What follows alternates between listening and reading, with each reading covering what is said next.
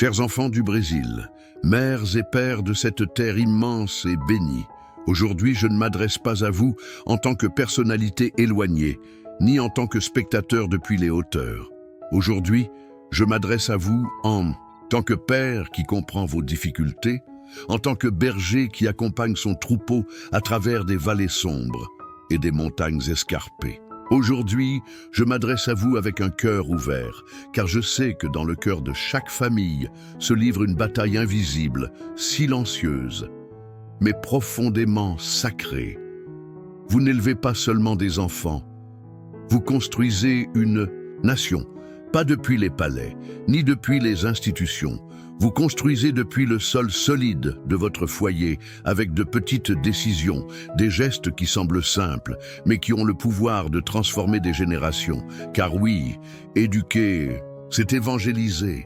Je sais combien c'est difficile. La journée se termine et vous êtes épuisés. Le travail, les factures, la peur, les rêves qui semblent de plus en plus lointains. Certains d'entre vous élèvent seuls leurs enfants, avec le double poids de l'amour et de la responsabilité. D'autres vivent loin de leurs enfants, séparés par le devoir ou la nécessité. Et beaucoup sont confrontés à cette question qui résonne parfois dans leur âme. Est-ce que je fais bien?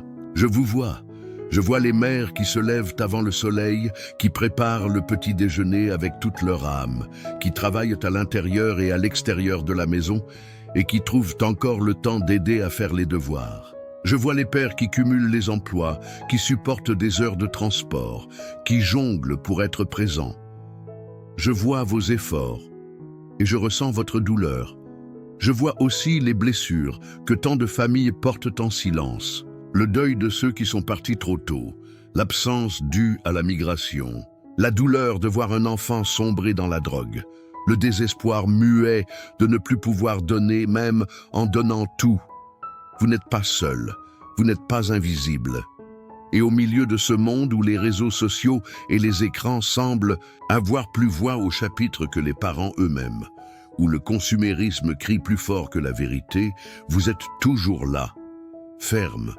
Vous semez des graines d'espoir, de foi, d'amour. Chaque histoire que vous racontez à vos enfants avant de les coucher, chaque conseil donné au milieu de la fatigue, chaque câlin opportun, chaque limite fixée avec tendresse. Cela, c'est évangéliser, c'est prêcher l'évangile par sa vie. Car avant que vos enfants n'entendent un sermon à l'église, ils entendent votre voix. Avant de réciter le Notre Père, ils apprennent de vos gestes ce que signifie pardonner. L'image qu'un enfant a de Dieu commence par le visage de sa mère, par la voix de son père. Quand un père est juste et une mère est ferme et compatissante, en quelque chose du visage de Dieu se révèle. Et cela, aucune théologie ne pourrait mieux l'expliquer. Vous êtes les premiers catéchistes, les premiers témoins, les premiers exemples. C'est pourquoi, aujourd'hui plus que jamais, le monde a besoin de vous, le Brésil de la foi vivante, de l'espérance qui étonne, de la joie qui résiste, a besoin de familles où la foi n'est pas seulement une tradition, mais le souffle même de chaque jour. Éduquer, ce n'est pas répéter des formules. Ce n'est pas imposer des idées, c'est former des cœurs, c'est éveiller les consciences, c'est semer la foi. Et cela se fait par l'exemple, par la présence, par la cohérence. Car la foi ne se transmet pas seulement en parlant de Dieu, elle se transmet en le montrant par chaque geste. Lorsque vous vous asseyez avec votre enfant et que vous lui demandez comment s'est passée sa journée, même si vous êtes épuisé, vous lui apprenez que l'écoute vaut mieux que 1000 mots. Lorsque vous insistez sur le fait que l'honnêteté n'est pas négociable, même si cela a des conséquences, vous enseignez que l'intégrité est une richesse éternelle. Lorsque vous l'encouragez à respecter ceux qui sont différents, fragiles, ceux qui n'ont pas de voix, vous semez les béatitudes. Vous pensez peut-être que ce sont de petits gestes, mais au ciel, chacun d'entre eux a le poids de l'éternité, car tel est le royaume. Comme une graine de moutarde, presque invisible, mais capable de devenir un arbre. Ces gestes quotidiens sont éternels. Et je pense à ces moments où vous consolez votre enfant lorsqu'il a peur, à ceux où vous répondez à ses questions sur Dieu, à ceux où vous le corrigez avec fermeté et amour, à ceux où vous célébrez chaque petite victoire. Ce ne sont pas des moments anodins, ce sont des rencontres entre l'humain et le divin. Ce sont des instants où le Saint-Esprit agit à travers vous. Même lorsque vous ne parlez pas directement de foi, votre façon de vivre enseigne. La façon dont vous traitez votre conjoint, comment vous résolvez les conflits, comment vous gérez vos erreurs, tout cela forme vos enfants. Lorsqu'un père demande pardon après avoir perdu patience, il enseigne l'humilité. Lorsqu'une mère montre du respect envers ceux qui pensent différemment, elle forme au dialogue. Lorsque vous vous souciez des pauvres, vous semez la compassion. Ne sous-estimez pas votre rôle. Ne pensez pas qu'il est insignifiant. Aucune école, aucun influenceur, aucune technologie n'a le pouvoir transformateur du témoignage des parents. Vous êtes irremplaçable. Non pas parce que vous devez être parfait, personne ne l'est, mais parce que votre authenticité a un pouvoir qu'aucun discours ne peut imiter. Ce dont vos enfants ont besoin, ce n'est pas la perfection, c'est la vérité. Des parents qui luttent, qui tombent, qui se relèvent, qui cherchent Dieu même dans les larmes. Des parents qui prient. Des parents qui reconnaissent leurs limites et font confiance à la grâce. L'Église n'est pas là pour juger ou se substituer. Elle est là pour accompagner, pour soutenir.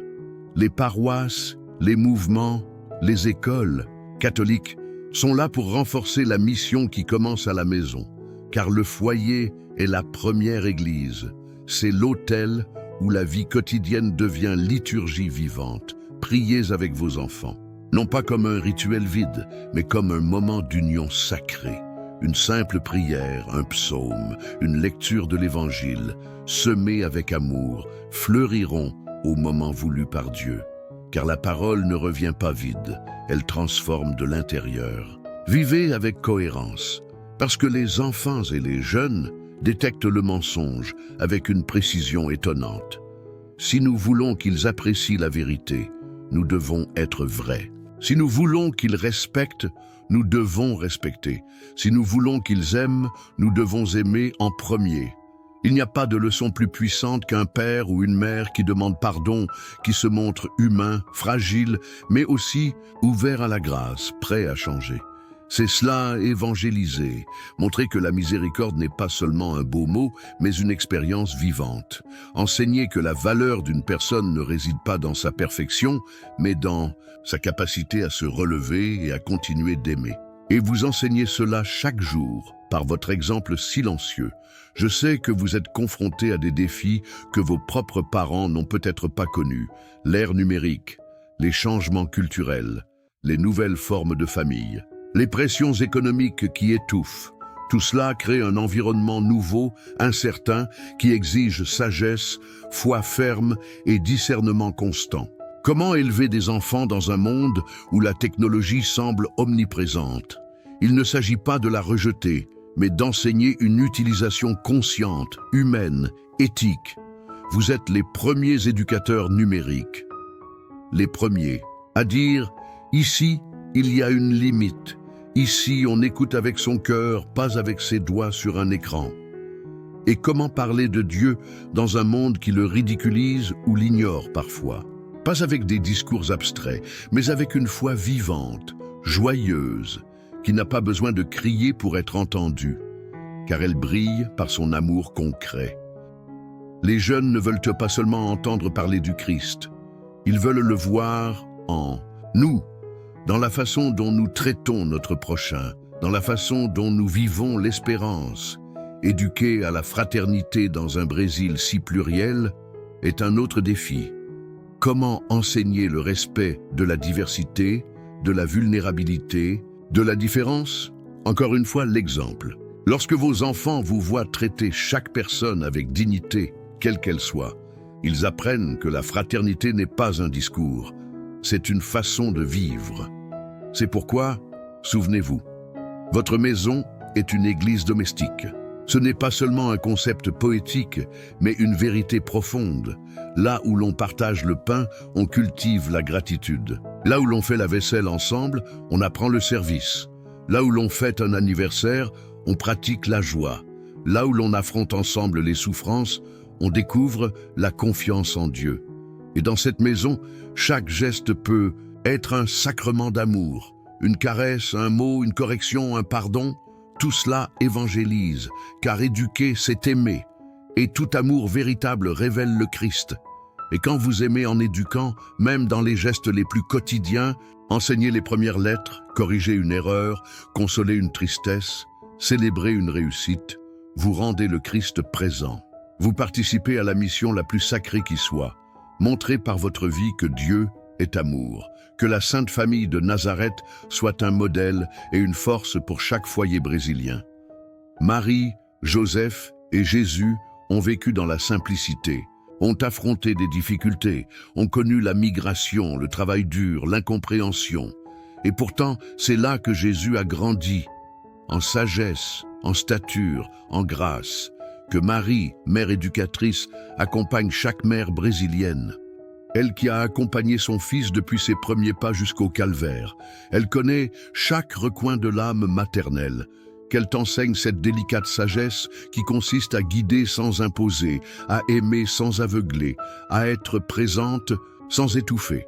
Qu'elle soit pour toi plus qu'un modèle, une compagne, une amie, une intercesseur dans tes nuits de larmes et tes jours de doute. Que Saint Joseph, silencieux et courageux, inspire chaque père de cette nation.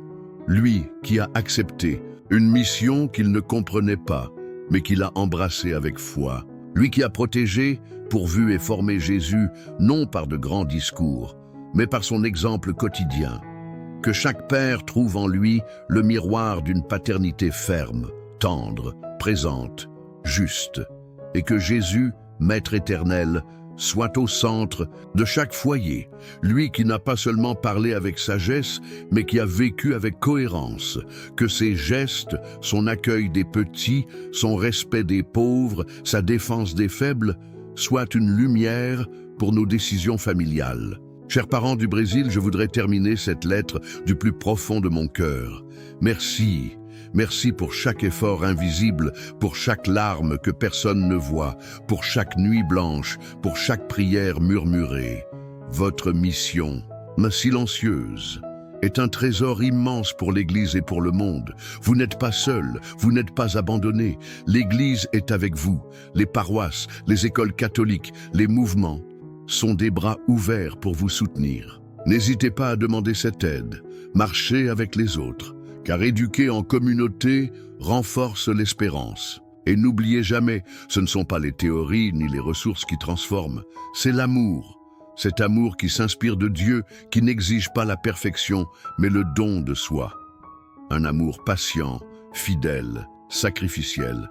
Que chaque foyer brésilien respire cet amour. Que l'Évangile ne soit pas vécu comme une théorie, mais comme chair, comme sang, comme vie partagée. Que la bénédiction du Dieu un et trine, la sagesse du Père, l'amour du Fils, la force de l'Esprit, descendent sur chaque famille de cette terre bénie. Que Notre-Dame d'Aparecida, mère et protectrice du Brésil, étende son manteau sur chaque foyer, en particulier sur ceux qui souffrent le plus, avec tout l'amour d'un père et d'un pasteur. Et si vous êtes arrivés jusqu'ici, je veux que vous sachiez quelque chose de très important. Vous n'êtes pas seul. Peu importe la profondeur de la nuit que vous traversez, peu importe le nombre de fois où vous avez trébuché ou douté, il y a toujours un chemin pour revenir. Il y a toujours une main tendue d'en haut qui attend d'être saisie. Cette histoire ne concerne pas seulement un homme, elle nous concerne tous. Elle vous concerne, deux, de toute âme qui s'est déjà sentie insuffisante, brisée, perdue, car au milieu du chaos, de la fragilité, des larmes que personne d'autre ne voit, Dieu est là aussi. Alors aujourd'hui, je t'invite à faire une pause, à respirer, à fermer les yeux un instant, et où que tu sois, avec tes mots ou même sans eux, juste avec ton cœur, dis à Dieu, je suis là. Et si cette histoire a touché votre âme, partagez ce message avec quelqu'un qui a également besoin d'espoir. Aimez, commentez, abonnez-vous. Car peut-être qu'aujourd'hui, c'est vous qui serez le canal de la grâce dont quelqu'un d'autre a tant besoin. À bientôt pour la prochaine histoire. Que la paix vous accompagne, toujours.